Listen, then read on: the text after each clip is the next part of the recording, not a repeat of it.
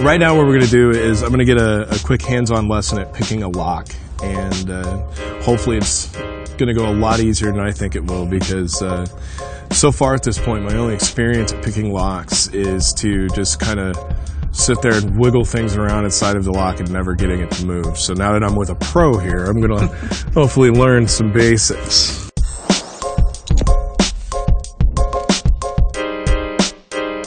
All right. So, of course, before we start picking a lock, we have to know the general operation of a lock, right? Mm-hmm. So here we have the shell or the housing of the lock. This is the interior plug, or the thing that actually rotates inside. And with this, tool, essentially, you can see the inside of the lock. So you have three main elements that make up of a pin stack. You have a key pin, a driver pin, and the spring. Some people may refer to these as a top and bottom pin.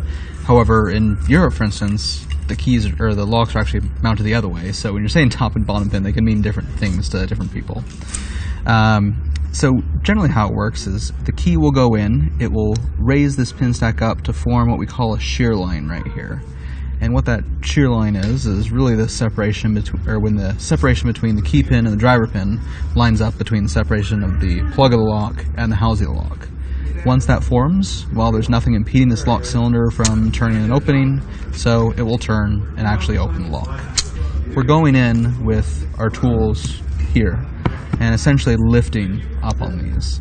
So if we were just to look at this from the single key pin perspective, we can lift this up until it reaches that shear line. Well, first off, we insert this tensioner, apply that turning pressure, and once that turning pressure is applied, one of these pin stacks will be binding.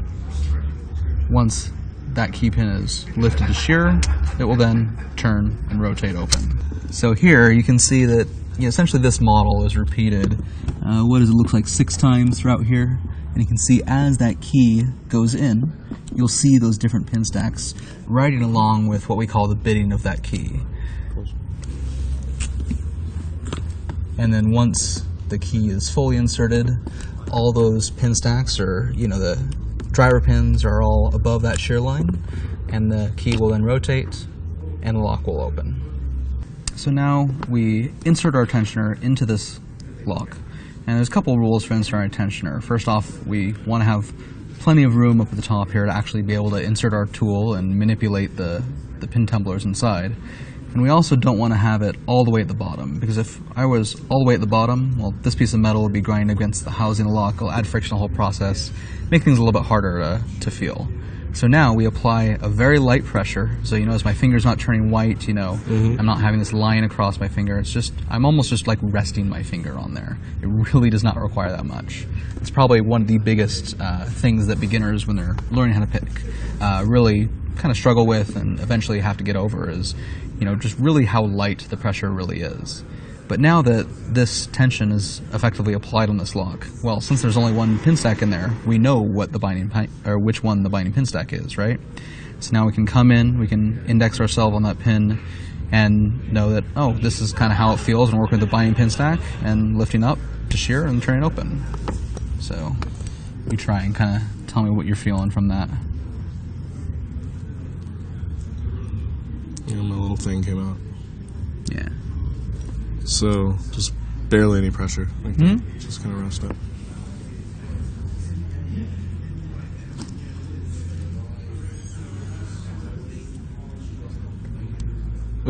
So, no sooner than I found the pin itself, the minute I found the pin and the spring, it kind of bounced on me.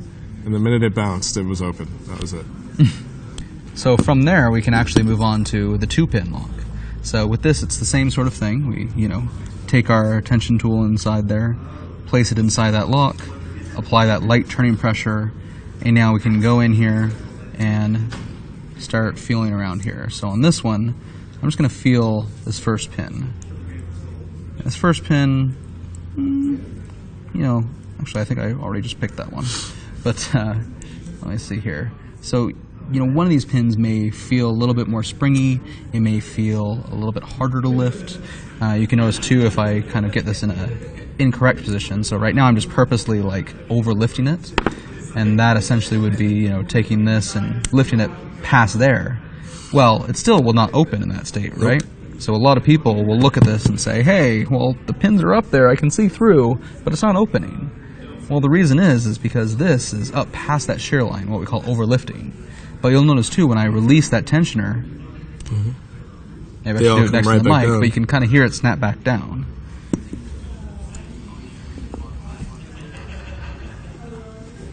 Again, light pressure. Yeah.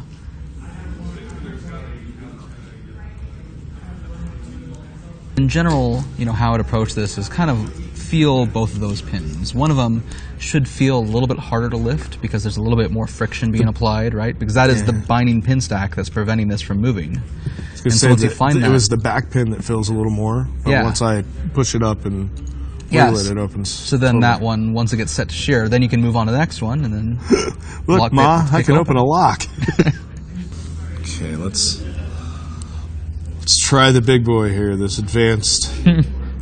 Still only a 3-pin, so wouldn't necessarily say it's big boy, but it's the big one of the 3 here.